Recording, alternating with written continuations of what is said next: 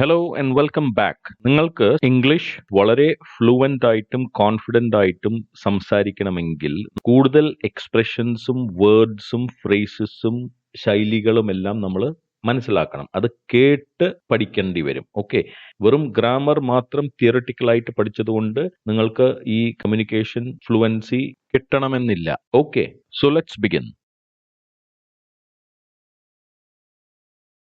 ഇതിനേക്കാളും ചെറിയ സൈസിൽ ഉണ്ടോ? ഇതിനേക്കാളും ചെറിയ സൈസിൽ ഉണ്ടോ? Do you have a size smaller than this? Do you have a size smaller than this? അല്ലെങ്കിൽ do you have a smaller size than this? അപ്പോൾ സ്മോളർ എന്നുള്ളതിനെ സൈസിന്റെ മുന്നിലേയും ഇടാം, അല്ലെങ്കിൽ അതിനുശേഷവും പറയാം. Okay, so do you have a smaller size than this, അല്ലെങ്കിൽ do you have a size smaller than this. Than this പറഞ്ഞാൽ ഇതിനേക്കാളും. ഇതിന്റെ വിലയെപ്പറ്റി അത്രയ്ക്ക് വേവലാതിപ്പെടേണ്ട. ഇതിന്റെ വിലയെപ്പറ്റി അത്രയ്ക്ക് വേവലാതിപ്പെടേണ്ട. Don't worry so much about the price. Don't worry so much about the price. അപ്പൊ ഡോണ്ട് വറി സോ മച്ച്, ഇത്ര അങ്ങ് വറി ചെയ്യണ്ട, ഇത്രയ്ക്ക് കണ്ട് വറി ചെയ്യണ്ട. അബൌട്ട് ദ പ്രൈസ്, അതിന്റെ വിലയെപ്പറ്റി വറി ചെയ്യാൻ. നമ്മൾ ചെറിയൊരു വ്യത്യാസം നോക്കണം. ഈ പ്രൈസിന് പകരം നമുക്ക് കോസ്റ്റ് എന്ന് വേണമെങ്കിൽ പറയാം. Don't worry so much about the cost എന്ന് പറയാം. പക്ഷേ ടെക്നിക്കലായിട്ട് നോക്കുകയാണെങ്കിൽ കോസ്റ്റ് എന്ന് പറയുന്നത് ഒരു ഫാക്ടറിയിൽ ഒരു സാധനം ഉണ്ടാക്കാൻ വരുന്ന ചെലവാണ് കോസ്റ്റ്. നമ്മളൊരു കടയിൽ ചെന്ന് മേടിക്കുന്നതിനെ നോർമലി നമ്മൾ പറയേണ്ടത് പ്രൈസ് എന്നാണ്. ഞാൻ നിങ്ങളെ എന്താണ് വിളിക്കേണ്ടത്? ഞാൻ നിങ്ങളെ എന്താണ് വിളിക്കേണ്ടത്? ഇവിടെ ഒരു സിറ്റുവേഷൻ നോക്കുകയാണെങ്കിൽ, ഇപ്പോൾ ഒരു ന്യൂലി മാരീഡ് ആയിട്ട് ഒരു കപ്പിളാണ്. അപ്പോൾ ആ വൈഫ് ഹസ്ബൻഡിനെ എങ്ങനെയാ വിളിക്കേണ്ടത് എന്ന് ചോദിക്കുന്നതാണ് സിറ്റുവേഷൻ. ഓക്കെ, നമ്മൾ കേട്ടിട്ട് പല വൈഫ്സും അവരുടെ ഹസ്ബൻഡ്സിനെ പല രീതിയിലൊക്കെയാണ് വിളിക്കുന്നത്. സോ ഇവിടെ ആദ്യമായിട്ട് കാണുമ്പോൾ, അല്ലെങ്കിൽ ആദ്യമായിട്ട് ഒരു റിലേഷൻഷിപ്പിൽ വരുമ്പോൾ നമ്മൾ ചോദിക്കുന്ന ഒരു സിറ്റുവേഷൻ ആണെന്ന് സങ്കല്പിക്കുക. ഓക്കെ, സോ ഞാൻ നിങ്ങളെ എന്താണ് വിളിക്കേണ്ടത്? What would you like me to call you? What would you like me to call you? അതായത് ഞാൻ എന്താണ് വിളിക്കേണ്ടത്? What would you like me to call you? ഇതിനെ തന്നെ നമ്മൾ വളരെ ഫോർമൽ ആയിട്ടുള്ള ഒരു സിറ്റുവേഷൻ ആണെന്ന് വിചാരിക്കുക. അതായത് നമ്മൾ വർക്ക് ചെയ്യുന്ന കമ്പനിയിൽ പുതിയൊരു മാനേജർ വന്നു. ഓക്കെ, അപ്പൊ അയാളുടെ പേര് തോമസ് ജേക്കബ് എന്നാണെന്ന് വിചാരിക്കുക. അയാളിനെ നമ്മൾ പൊതുവെ ഇന്ത്യൻസിന്റെ ഇടയിൽ കണ്ടിട്ടുള്ളത് എന്താണെന്ന് വെച്ചാൽ, നമ്മളെക്കാട്ടിയും ഹയർ ആയിട്ടുള്ള ഒരു പൊസിഷനിൽ ഇരിക്കുന്ന ആളിനെ നമ്മൾ എന്തായാലും സർ എന്നാണ് വിളിക്കുക. സർ അല്ല, സാർ എന്നാണ് വിളിക്കുക, വിച്ച് ഇസ് റോങ്. സാർ അല്ല, സർ. പക്ഷേ ഈ ഫോറിൻ കൺട്രീസിലൊക്കെ നോക്കുമ്പോൾ, ഇൻഫാക്ട് ഫോറിൻ കോളേജിൽ പോലും പ്രൊഫസറിനെയോ ലെക്ചററിനെയോ ഒരിക്കലും സർ എന്ന് വിളിക്കുന്നത് അവർക്ക് ഇഷ്ടമല്ല. മിസ്റ്റർ തോമസ് അല്ലെങ്കിൽ മിസ്റ്റർ ജേക്കബ് എന്നുള്ള രീതിയിലാണ് അവർ ഇഷ്ടപ്പെടുക. ഓക്കെ, അപ്പൊ അതേപോലെ അവിടെ നമ്മൾ ഈ ഒഫീഷ്യലായിട്ട് ഉള്ളൊരു സിറ്റുവേഷനിൽ നമ്മൾ what would you like me to call you, ആ കോൾ യു എന്നതിനെ നമ്മൾ റീപ്ലേസ് ചെയ്യണം. അപ്പോൾ ഞാൻ നിങ്ങളെ എങ്ങനെയാണ് സംബോധന ചെയ്യേണ്ടത്? ഞാൻ നിങ്ങളെ എങ്ങനെയാണ് അഭിസംബോധന ചെയ്യേണ്ടത്? ഇതാണ് ചോദിക്കണമെങ്കിൽ how do you want me to address you എന്നാണ് പറയേണ്ടത്. അതുകൊണ്ട് how do you want me to call you. ഒരു പ്രൊഫസറിന്റെ അടുത്ത് how do you want me to call you, അല്ലെങ്കിൽ ഒരു ബോസിന്റെ അടുത്ത്, അല്ലെങ്കിൽ പുതിയ മാനേജറിന്റെ അടുത്ത് how do you want me to call you എന്നല്ല പറയുന്നത്, want me to address you. ഇവിടെ നമ്മൾ അഡ്രസ് എന്ന് പറയുന്നത് പോസ്റ്റൽ അഡ്രസ് എന്നുള്ള മീനിങ് അല്ല, ഇമെയിൽ അഡ്രസ് എന്നുള്ള മീനിങ് അല്ല.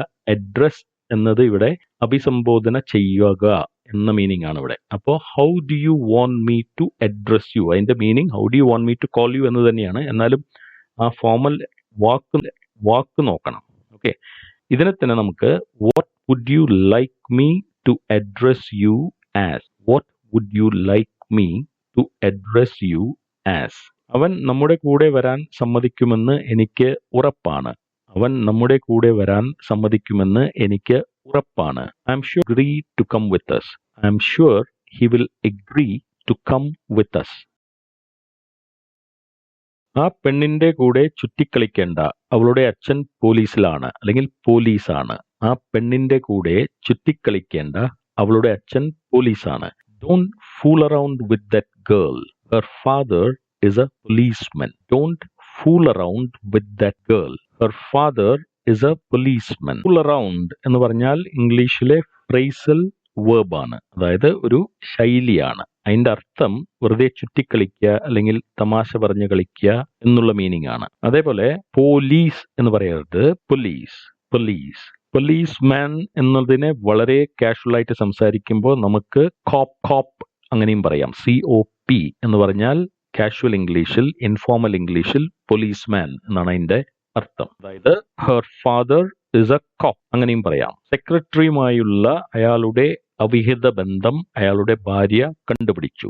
സെക്രട്ടറിയുമായുള്ള അയാളുടെ അവിഹിത ബന്ധം അയാളുടെ ഭാര്യ കണ്ടുപിടിച്ചു. His wife found out about his illicit relationship with his secretary.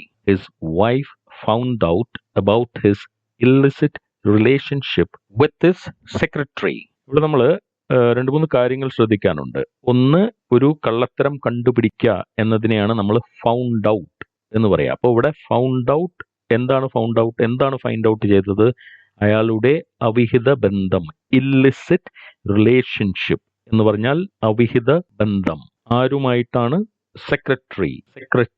ഈ സെക്രട്ടറി അങ്ങനെ വേണമെങ്കിൽ പറയാം. അമേരിക്കൻ ഇംഗ്ലീഷിൽ സെക്രട്ടറി എന്നാണ് പറയുക, പക്ഷെ ബ്രിട്ടീഷ് ഇംഗ്ലീഷിൽ സെക്രട്ടറി അങ്ങനെയാണ് പറയുക. ഓക്കെ. ഈ അവിഹിത ബന്ധം എന്നതിനെ കാഷ്വൽ സ്പോക്കൺ ഇംഗ്ലീഷിൽ നമുക്ക് വേറെ ഒന്ന് രണ്ട് രീതിയിൽ പറയാം. His wife found out that he was playing around with his secretary. His wife found out that he was playing around with his. ഇവിടെ നമ്മൾ പ്ലേ അറൗണ്ട് അല്ലെങ്കിൽ പ്ലേയിങ് അറൗണ്ട് എന്ന ഫ്രേസൽ വേർബ് ആണ് ഇല്ലിസിറ്റ് റിലേഷൻഷിപ്പ് എന്നതിന് പകരമായി ഇവിടെ ഉപയോഗിച്ചിരിക്കുന്നത്. അതുപോലെ തന്നെ his wife found out that he was messing around with his secretary. He was messing around. അപ്പോ playing around എന്ന് പറഞ്ഞാൽ അവിഹിത ബന്ധം, messing around എന്ന് പറഞ്ഞാൽ അവിഹിത ബന്ധം.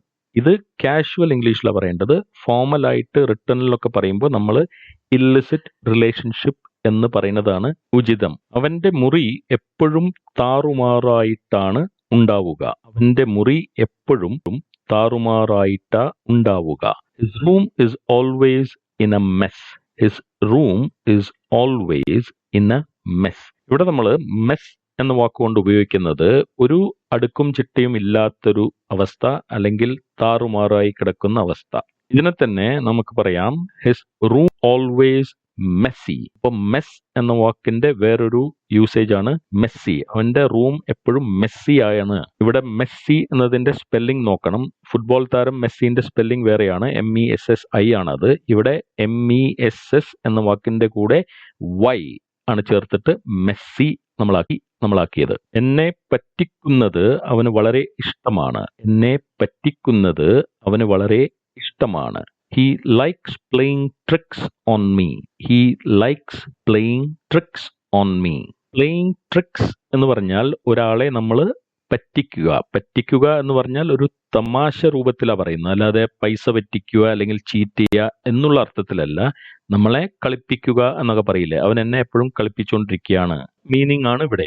ഈ സെന്റൻസിന്റെ വേറൊരു വേർഷൻ ആണ് he likes to play tricks on me.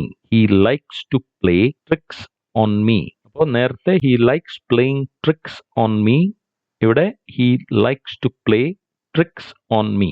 അപ്പോൾ thank you very much for watching. Lesson ഇഷ്ടമായെങ്കിൽ ഷെയർ ചെയ്യുക, ലൈക്ക് ചെയ്യുക, സബ്സ്ക്രൈബ് ചെയ്യുക. See you in the next video.